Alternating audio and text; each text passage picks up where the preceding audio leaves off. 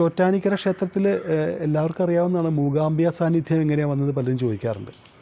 അത് ശങ്കരാചാര്യസ്വാമികൾ അദ്ദേഹം ഈ ആദിപരാശക്തി തപസ് ചെയ്ത് എൻ്റെ നാട്ടിലും ഭഗവതിയുടെ സാന്നിധ്യം ഉണ്ടാവണം എന്നൊരു ആഗ്രഹിച്ചു. അപ്പോൾ ഈ ശങ്കരാചാര്യസ്വാമികൾക്ക് ഭഗവതിയുള്ള വിശ്വാസം എത്രമാത്രം ഉണ്ടെന്ന് അറിയാൻ വേണ്ടി ഭഗവതി പറഞ്ഞു, ശരി ഞാൻ പ്രത്യക്ഷപ്പെട്ടു, ഞാൻ അങ്ങോട്ട് വരാം. പക്ഷേ ഒരു ഉപാധിയുണ്ട്. എന്താ വെച്ച് കഴിഞ്ഞാൽ അങ്ങ് മുമ്പിൽ നടക്കണം, ഞാൻ അങ്ങേ അനുധാവനം ചെയ്യാം, പിന്നിൽ നടന്നോളാം. പക്ഷെ ഒരു കാരണവശാലും അങ്ങ് തിരിഞ്ഞു നോക്കരുത്.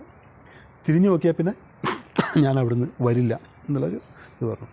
ശരി എന്ന് പറഞ്ഞ് അദ്ദേഹം നടന്നു. അപ്പോൾ ഈ ശങ്കരാചാര്യസ്വാമിയുടെ തങ്ങളുടെ വിശ്വാസം എത്രയുണ്ടെന്നൊന്നും അറിയാൻ വേണ്ടി ഭഗവതി എന്താ ചെയ്തതെന്ന് വെച്ച് കഴിഞ്ഞാൽ കാൽച്ചിലമ്പിൻ്റെ ശബ്ദം പോലും കേൾപ്പിക്കാതെ വളരെ സൗമ്യമായിട്ടാണ് നടന്നു നീങ്ങിയത്. അപ്പോൾ കുറച്ച് കഴിഞ്ഞപ്പോൾ ശങ്കരാചാര്യസ്വാമികൾക്ക് വല്ലാത്തൊരു പരിഭ്രമം വെച്ചാൽ സംശയം വന്നു.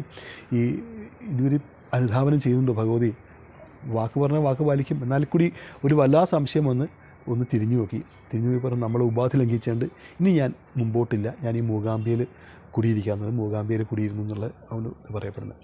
അപ്പോൾ അദ്ദേഹത്തിൻ്റെ ആ ഒരു ക്ഷമ ചോദിച്ച് ആ ഒരു ആഗ്രഹം അപേക്ഷ അയച്ച ഭഗവതി ഒന്ന് ഞാൻ പണിയുക, എതിർത്തൽ പൂജ വരെ ചോറ്റാനിക്കര ക്ഷേത്രത്തിൽ എൻ്റെ സാന്നിധ്യം ഉണ്ടാവും. എതിർത്ത പൂജ കഴിഞ്ഞാൽ രാവിലെ ഒരു 6 മണിയോടെയാണ് എതിർത്ത പൂജ ഉണ്ടാവുക. ഞാൻ പിന്നെ മൂകാംബികയിലാണ് ഉണ്ടാവുന്നത്.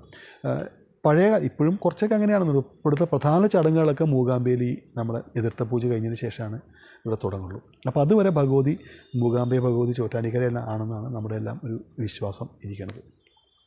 അതുകൊണ്ടാണ് ധാരാളം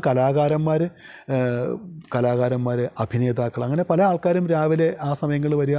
അതുപോലെ ഈ മൂകാംബിക നവരാത്രി കാലത്ത് അവരുടെ പ്രകടനങ്ങളും ഇതെല്ലാം കഴിക്കുക, വഴിപാടായിട്ട് തന്നെ കഴിക്കുന്നുണ്ട്.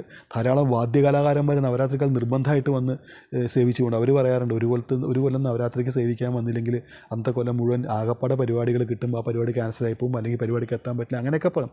വന്നു കഴിഞ്ഞാൽ ആ കൊല്ലം വളരെ അങ്ങനെ വാദ്യകലാകാരന്മാരെന്നല്ല, ധാരാളം കലാകാരന്മാർ നിത്യം എല്ലാ നവരാത്രിക്കും ഉപാസിക്കുന്ന കലാകാരന്മാർ ധാരാളം പറയുന്നുണ്ട്. അല്ലാതെ തന്നെ വരുന്ന ഉപാസിച്ച് ഭജിച്ച് പോകുന്ന ധാരാളം അഭിനേതാക്കൾ നമ്മൾ കാണാറുണ്ട്, കലാകാരന്മാർ കാണാറുണ്ട്, സംഗീതജ്ഞർ കാണാറുണ്ട്. അങ്ങനെ കലയായിട്ട് ബന്ധപ്പെട്ടവർ മാത്രമല്ല എല്ലാവരും അത് ചെയ്ത് പോകാറുണ്ട്.